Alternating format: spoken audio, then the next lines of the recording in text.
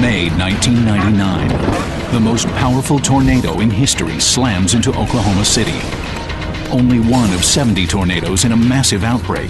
For 85 agonizing minutes, it scours the land across a path estimated at 1 mile wide and 38 miles long. It was just pure devastation, like somebody just dropped a bomb on our neighborhood. But what if that same tornado were to hit another city? A tornado magnet like Dallas, just 200 miles away, but 6 times bigger and 6 times more congested. It's going to kill people and blow buildings down and toss cars a mile down the road. History would be repeated, but this mega tornado would be 5 times more destructive. We're going to be seeing a major, major disaster here. And it's not a question of if, only a question of when. It will happen. Hello? It's just a matter of time.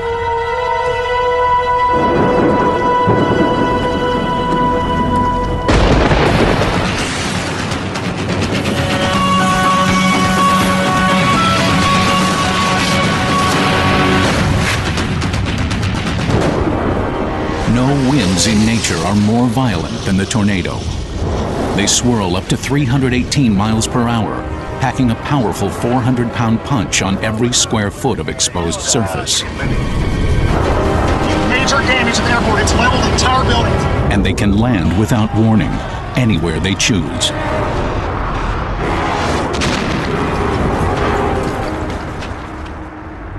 Late afternoon in Dallas, Texas, sometime in the near future. More than 6 million people live and work in the Metroplex, which includes Dallas, Fort Worth, and the surrounding suburbs. As many as 87,000 cars can be jammed on the freeways. Outside the city, a giant swirling thunderstorm is rolling in. Suddenly, the storm sprouts. A tornado. Holy cow, we're very close. Yes, coming down right now. Major tornado. This is not science fiction. This is a megatornado. And scientists say it has an appointment with Dallas someday soon. Dallas residents need to take the threat seriously, basically because we know we're going to have tornadoes. Now, scientific modeling and computer animation can bring one of these killers to life. This tornado has wind speeds of 300 miles an hour. Will travel 40 to 50 miles on the ground over the period of about an hour. It will devour everything in its path. Cars will be lofted up into the air, trees will be debarked and stripped of branches, and houses will be flattened. Major damage at the airport. I repeat, major damage at the airport. From the suburbs, it heads for the freeways, where cars crowded in bumper-to-bumper traffic are directly in its path. Just ahead, Dealey Plaza, where President Kennedy was shot in 1963. With a tremendous roar, the twister's 318-mile-per-hour winds sweep across the grassy knoll toward the Texas School Book Depository. And a second tragedy unfolds in this square. Just to the east, downtown Dallas's block of magnificent skyscrapers. Acres of glass on buildings hundreds of feet tall, glistening targets for the violence of the wind. Within seconds, 500,000 windows are blown out, creating a rain of deadly shards from shattered panes. Only a ghostly skeleton remains. Up to 1,000 people are dead. No one will know how many for weeks. Finally, after traveling 38 miles, the tornado dissolves.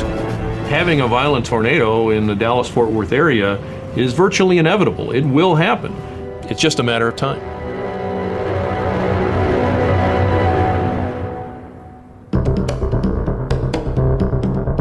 Dallas is one of the largest cities in Tornado Alley.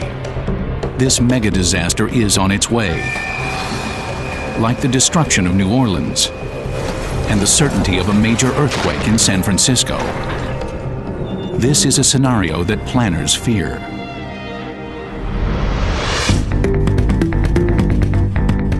Regional Texas governments have a detailed computer study to calculate the damage a megatornado would do to Dallas.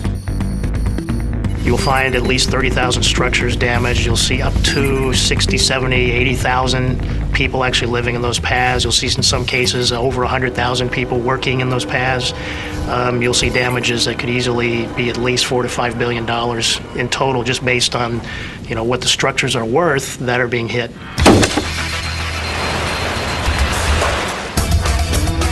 The recent record-setting hurricane season and the specter of global warming seem to up the odds that a megatornado will strike.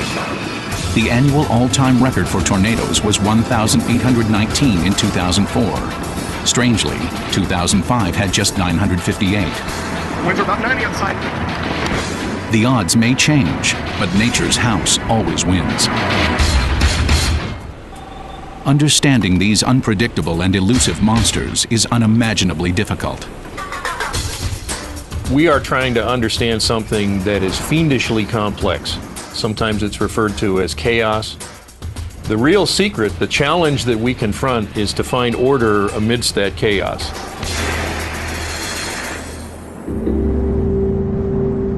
This is a major tornado, significant proportions, wind speeds we don't know, but it's going to level most houses.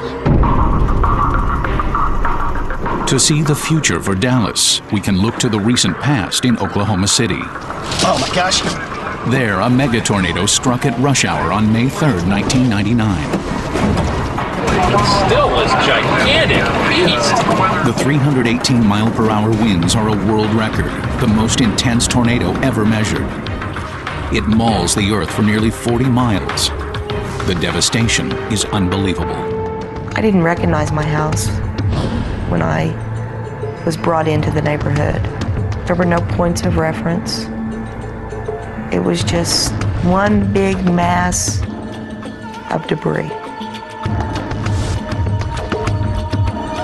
The terrible storm leaves 43 people dead, and it becomes known as history's first billion-dollar tornado.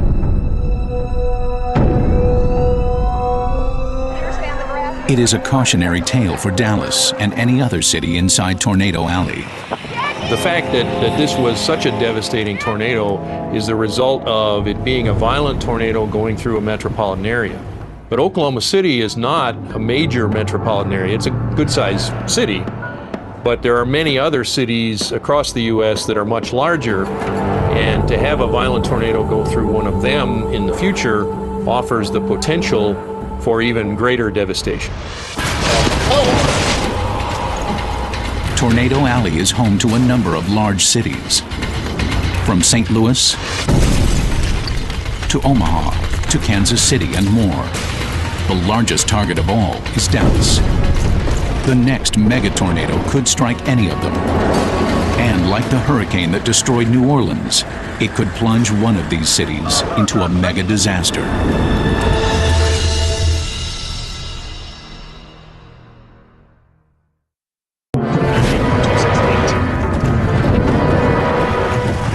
Scientists say it is only a matter of time before a megatornado hits a major city. For evidence, we can look at history and a super twister in 1999. It happened in Oklahoma City. As far as I'm concerned, the tornado event of May 3rd, 1999 was the most significant tornadic event I have ever seen and have ever witnessed or even seen pictures of. The storms producing the Oklahoma City megatornado started around 4:00 p.m. Late afternoon is prime tornado time, when the heat of the long day accumulates in the atmosphere. Heat is the driving force in a thunderstorm. Hot air rises, creating motion in the air. Motion becomes wind, and if there's enough wind, the end result can be tornadoes. That day, Gary England, weathercaster for Oklahoma City's Channel 9, gave his first report at 4 p.m. Still fine, a little windy out of the north. It was like many other days. Conditions were favorable, it looked like, during the afternoon and evening and night for tornadic activity, but it looked like so many other days. We've seen the situation hundreds, if not thousands of times through the last 30 years. Oklahoma City is in Tornado Alley, a popular term for a band of high-risk areas running from Texas to North Dakota. It's where conditions combine most often to produce supercell thunderstorms.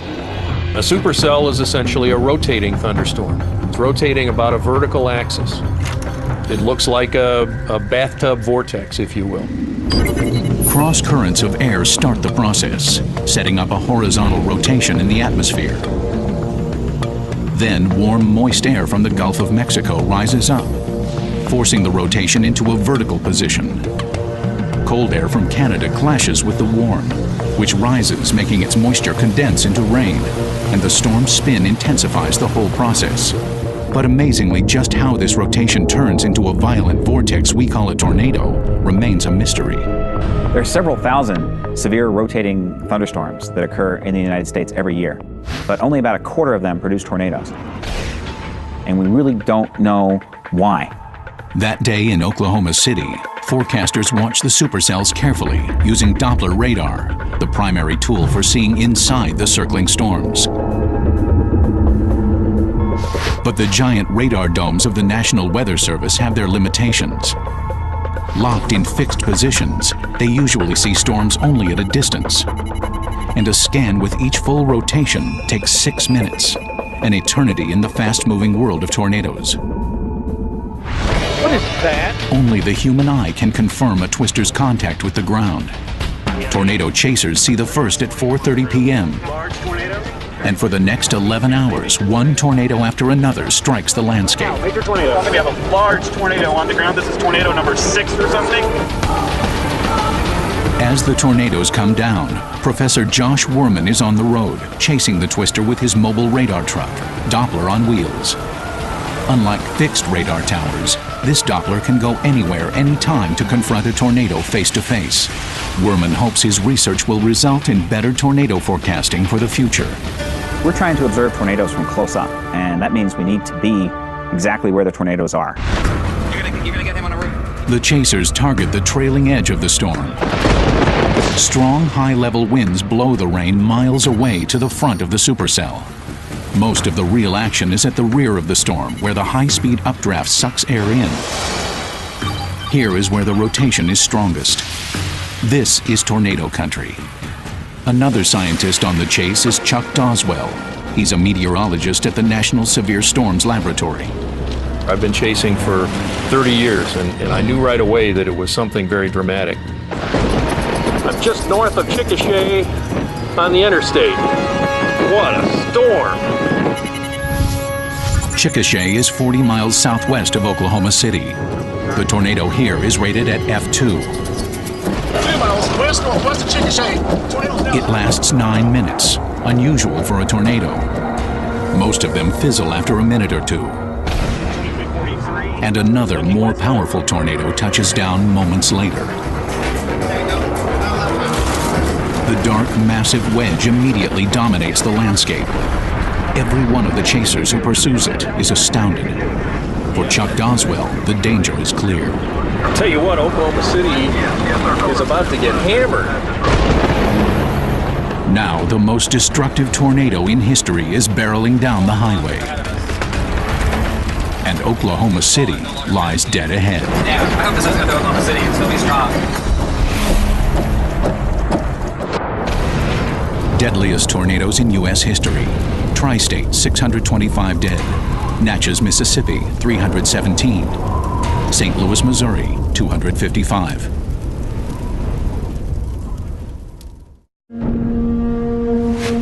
Dallas, Texas is in a danger zone. The largest city in a state ranking #1 in the country for number, deaths, injuries, and property damage from tornadoes. A mega twister in Dallas would take that ranking into uncharted territory. That tornado would look very much like the one that struck nearby Oklahoma City on May 3, 1999. By 6:20, 11 tornadoes have already hit, but now a monster comes crashing down. Huge. It is the 100th tornado to hit Oklahoma City in a century of record keeping. It's the biggest one of all. It was an emotional roller coaster. You know, it was obviously this thing was going to kill people, and there was nothing we could do about it except warn the people. Experienced chasers describe tornadoes by their shapes. A stovepipe tornado, stout with straight sides. A rope tornado, slender and sinuous, usually taking this form in its late stages. But this mega tornado in Oklahoma City is called a wedge, wider than it is tall. This shape, with more contact with the ground, tends to be more destructive. And this wedge is enormous, up to a mile wide. Great big wedge. It went into that wedge mode and it stayed in that mode for at least 20 to 30 minutes. I've never seen a storm do that before. Fantastic experience. It's now 6:23 p.m. The Doppler on wheels trucks deployed by meteorologist Josh Worman scan the storm with their radar dishes. The colorful displays paint a complex picture of the twister's internal structure. So you want to get to its northeast and then try and deploy. And we're going to go north and One of the Doppler's readouts is the reflectivity display. Radar beams bounced off the storm to show its shape. The other readout is the velocity display, showing the speed of the winds, absolutely vital in understanding tornadoes. The areas of green and blue represent winds that are coming towards the radar, which is sitting right up here. The areas of brown and red indicate winds going away from the radar. In the case of a tornado, which is a circular motion going counterclockwise, we see very strong, intense, these blue velocities going towards the radar on the right side, and on the left side we see very strong, very intense winds going away from the radar on the left side. During the storm, Worman's Doppler display shows a tiny spot of color in the center, revealing an astonishing fact. The area of brown represents winds that are well over 200 miles an hour. In a jet going into the tornado, right on this area here, we see an area of red, a contiguous area of 5 separate radar measurements with winds approaching and exceeding 300 miles an hour. So this area here represents the strongest winds that we measured, in fact, that anyone's ever measured. The preliminary data shows a wind speed of 318 miles per hour at the very top of the F5 range. No greater wind speed has ever been recorded by anyone. Damn, that's a monster. Some observers believe the tornado is up to a mile wide, but appearances can be deceiving. This simulation from West Virginia University shows why.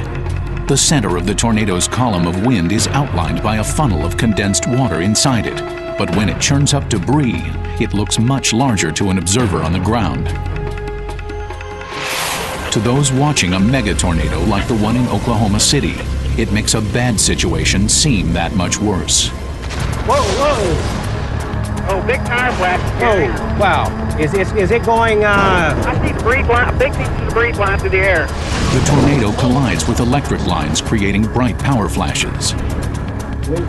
At Oklahoma City's Channel 9, the drama is played out live as weathercaster Gary England and storm spotters track the big tornado. It was surreal for me. It was like it was a movie, yet we were part of the movie because we were looking at live video of this tornado. I'm talking to our meteorologists in the field. I'm looking at radar. Holy cow, you're looking at this thing and it's getting ready to move through your city, your town, and affect your people. You folks that path this storm have time to get below ground. You need to be below ground with this storm. This is a deadly tornado. Rick and Teresa Isbell are among those hearing England's warning. The tornado is headed toward their home. I grew up in the Panhandle of Texas and here in Oklahoma, and I've seen a lot of tornadoes. I've been known to sit in my lawn chair in the front yard with my glass tea, watch them go by. They never concerned me that much. But this one here was getting so big, and it was not bouncing around. It really got my attention. Getting ready to cross the river, crossing the South Canadian River near Southwest 149th Street. The TV broadcast shows the twister is just 4 miles away from the Isbell's home. I knew where it was headed, and that's when I decided to bail out of here and take off. Their only hope is to reach the home of Rick's aunt, who has a storm cellar in her backyard. He was driving like a maniac, and I told him, I said, if you don't slow down, you're going to kill us before the tornado does. Nearby, other residents also ready to seek shelter have their video cameras rolling as the tornado approaches. Yeah, it's headed right at me. I got it in my camera view. It's headed right in front of me, and I'm fixing to go for cover. With only a few minutes to spare, the Isbells make it to Rick's aunt's house and their waiting storm cellar, just as the tornado passes nearby. What we didn't know was our area had been hit.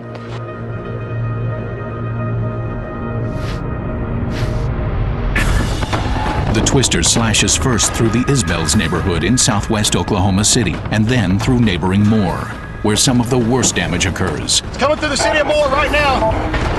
Hundreds of homes are flattened. Westmore High School takes a major hit, and a two-story metal church building is completely destroyed. The largest projectile is a steel tank tossed 900 feet, and a bathtub with a woman hiding inside is hurled 300 feet. Incredibly, she rides the distance and survives.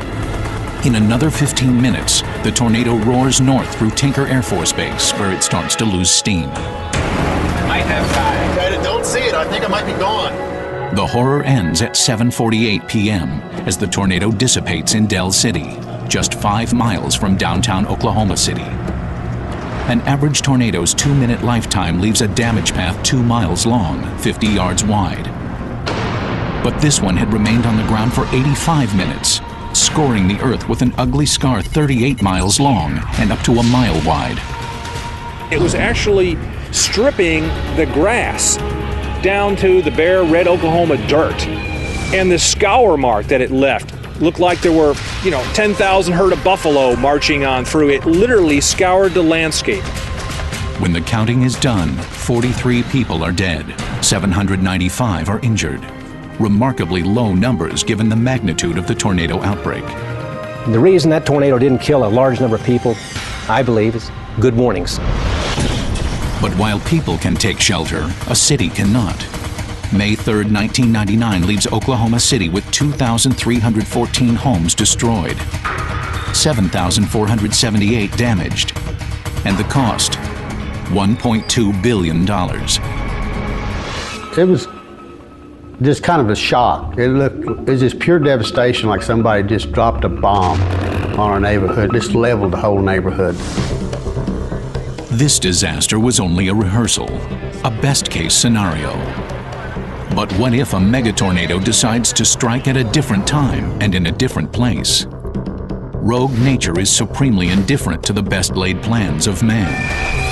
And what is worse, those plans may not even exist. Dallas is in the heart of Tornado Alley. Will it be ready when the worst goes down?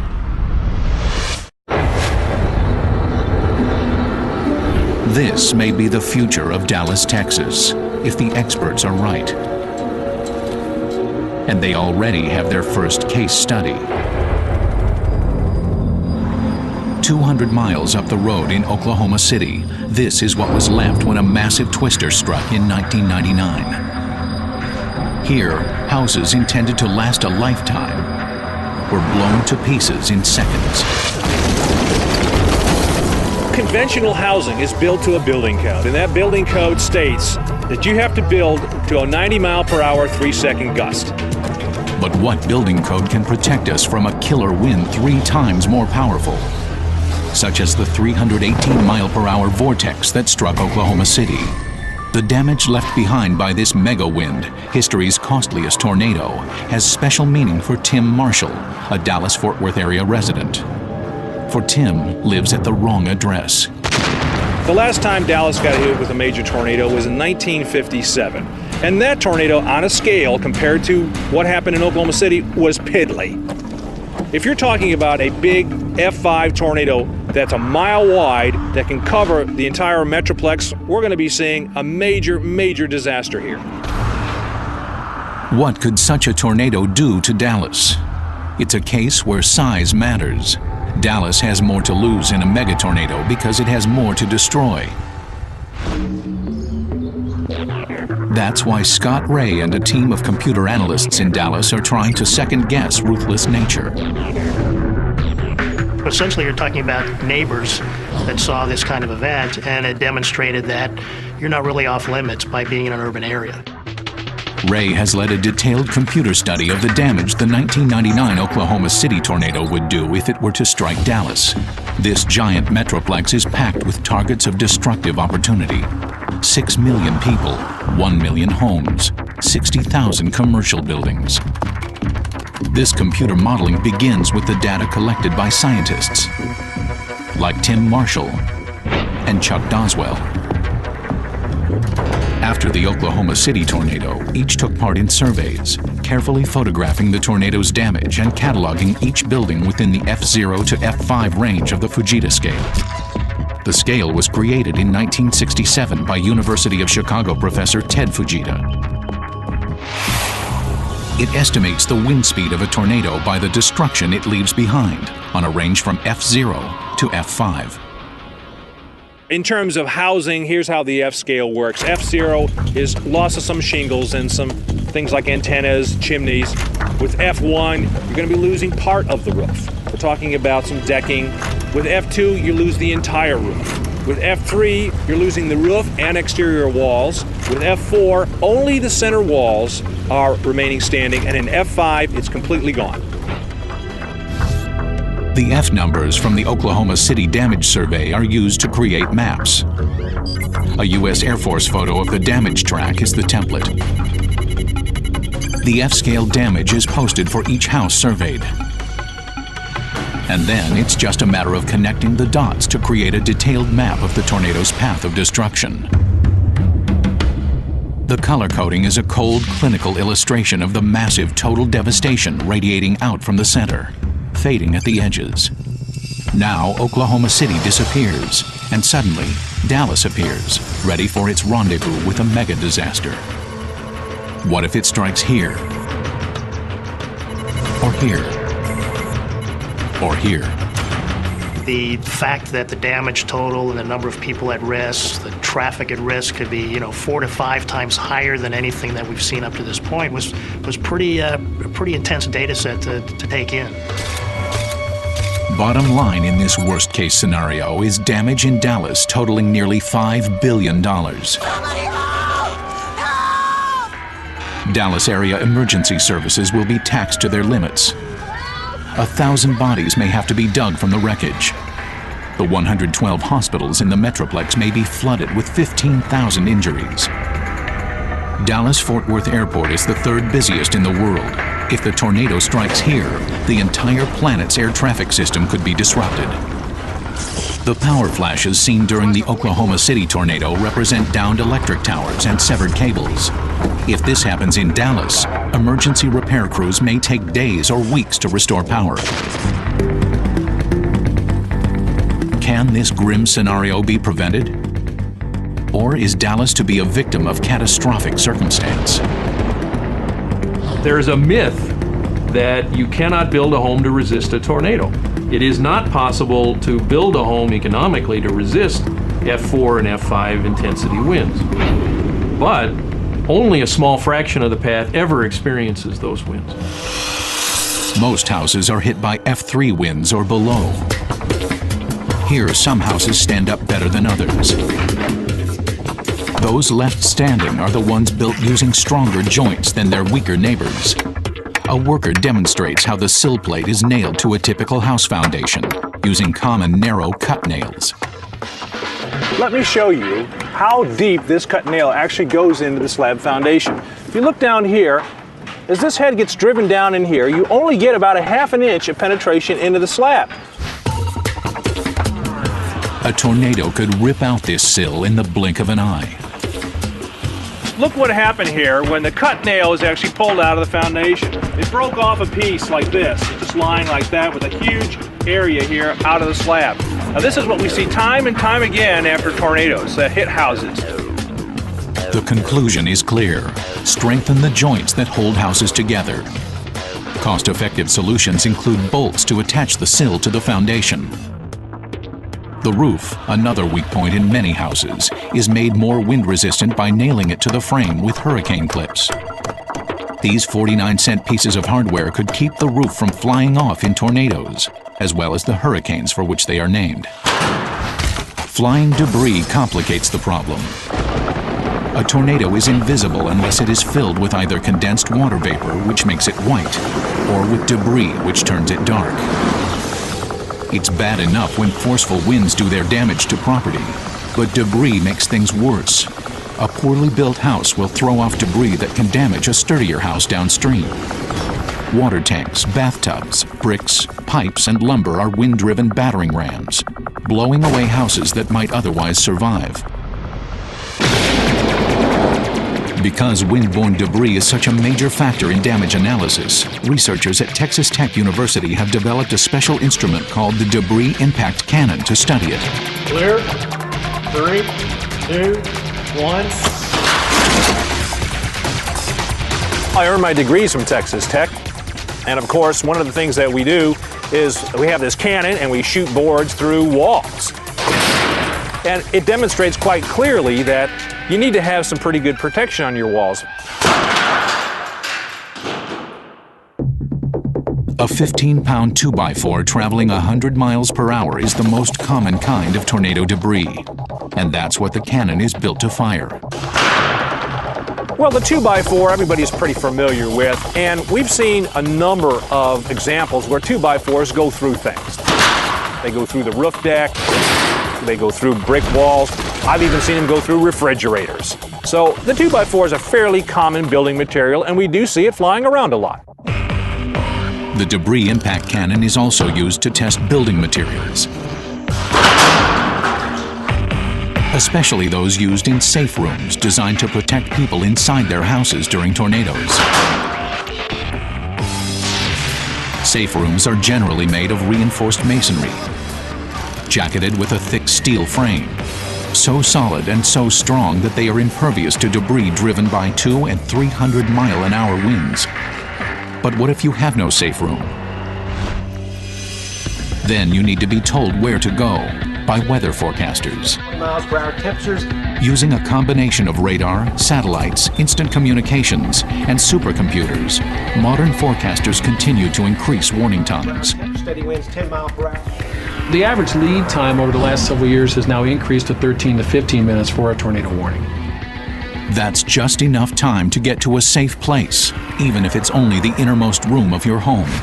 As these wrecked neighborhoods show, time and again, the inner rooms usually survive. In Oklahoma City, people expected and heeded the warnings. In other major cities, these warnings that the sky is falling may not register. I tend to believe that the people in Dallas are not as prepared as the people in Oklahoma City. But employing the science of computer animation, we may be shocked into awareness as an F-5 strikes Dallas in a disaster movie that could become all too real.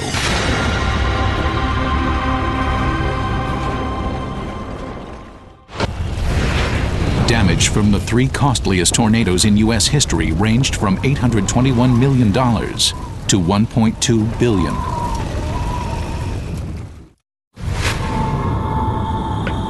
Dallas, Texas.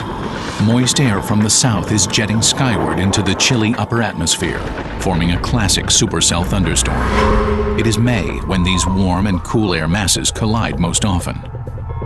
The storm has not yet reached the city itself, and the skies are still clear. But not clear enough. These skies are about to darken. Now, using the latest research, expert predictions, and computer animation, we will show the human toll of that darkness. I don't know if it'll be this year or 5 years or 10 years, but eventually an F5 at 300 miles per hour, half-mile wide, is going to come to the Dallas-Fort Worth area, and it's going to kill people and blow buildings down and toss cars a mile down the road. The inevitable happens. Just as a similar storm generated the giant 1999 twister in Oklahoma City, this storm drops a tornado. Winds begin to scream at half the speed of sound. This predatory fury approaching the city is worse than most people can imagine. The force of the wind goes up as the square of the wind speed. Now what that means is that if the wind gets twice as strong, the force you feel goes up 4 times. If it gets 4 times as strong, the force goes up 16 times. The tornado's 300-mile-per-hour winds are nearly 20 times more powerful than any of the natural forces in ordinary human experience. Oh my God. Oh my God. The entire city of Dallas now stands exposed to the mega winds of this mega tornado. Following atmospheric weather flow, most tornadoes travel from southwest to northeast.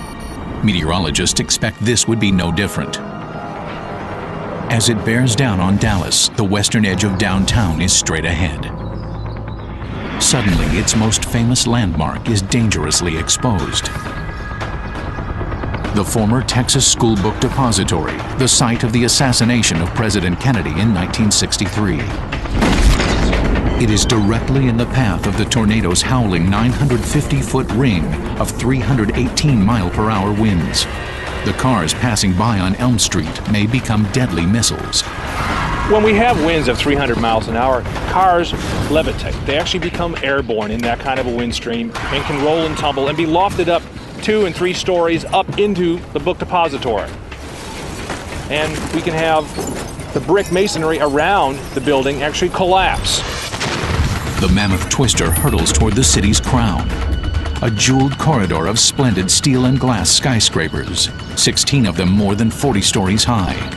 Perhaps the most distinctive is I.M. Pei's Fountain Place, a giant 60-story prison studded with 26,000 panes of glass, 26,000 potential weapons. Well, if we have an F5 tornado hitting downtown Dallas, we're going to see a lot of glass everywhere. Buildings will be looking like doll houses because they'll just be empty shells. The wind will blow through the building from one end to the other, taking furniture, desks, computers right out the other side. The massive frame of steel girders is strong enough to stand up to any tornado and would remain intact. But its glass skin may be obliterated, with those glass shards slicing through the air below. A deadly variation of what happens to strong trees in the suburbs, where trunks and main branches often survive, while leaves and bark are stripped away. A mile and a half to the east is the famous Cotton Bowl, built in 1932. Where we see 65,000 seats, Tim Marshall sees a killing field. Here we have an aerial view of the Cotton Bowl. I'm sitting right about here. And this red circle depicts the radius of maximum winds of our tornado. That's about 0.18 miles wide. And as it moves off to the northeast here, it's going to take these seats that you see here that are blue and white and mix them all together as it rotates around over my head. Can you imagine if this stadium was packed full of people? The sign up to my right here would be hit broadside by the wind and actually be folded down to the left. That speaker tower you see in the background there, that would actually fall on down into the stands. The good news is this: the Cotton Bowl was built with reinforced concrete, and the underlying structure will survive. The bad news is that anyone who can't get to shelter under the stands in time is in mortal danger. This is one of the biggest fears that I have, is that one of these days a large tornado is going to go across an area like an arena or a large venue, and there's going to be a lot of people injured and killed. Could we get to 1,000 fatalities? I think we can. We could get to 1,000 death toll in a tornado. As the tornado moves northeast, Dallas housing also takes a terrible hit. The tornado would grind through residential neighborhoods, gouging out a groove of destruction. Houses built with cut-nail construction to withstand 90-mile-per-hour winds would be blown away by these killer blasts. Reduced to splinters by flying 2x4s. Cars would be tossed like toys. These already extreme winds get an additional boost from the twister's forward speed of 35 miles per hour. At 318 miles per hour, it is already at the upper limit of the F5 range. Add an extra 35, and it theoretically becomes an F6. Now, could you tell the difference in terms of the damage and the effects it produces? And the answer is almost certainly not. So if a house is blown away by an F5 tornado, it's going to be blown away by an F6 tornado, and there won't be anything left in both cases. When the tornado in Dallas finally ends, the butcher's bill comes due. 1,000 people dead, 15,000 injured, 30,000 buildings leveled, 40,000 homeless, and $5 billion in total damage. Recovery may take weeks or months, but this city will never be the same. And though all of this could come to pass, the odds are still in our favor. the odds of your home being hit by a tornado, and especially by the F4 or F5 winds of a violent tornado, are really small. Perhaps in any given year on the order of 1 in a million. On the other hand, the odds don't do you much good if you have a tornado bearing down on you. We have seen what happens when we don't beat the odds. With Hurricane Katrina, New Orleans gambled and lost. Dallas, St. Louis, Kansas City, and all the cities in Tornado Alley could well be dealt their share of tragedy too. But they can strengthen their hand by tightening building codes and educating the public to have a plan for shelter when the big one hits. This is one game that they cannot afford to lose.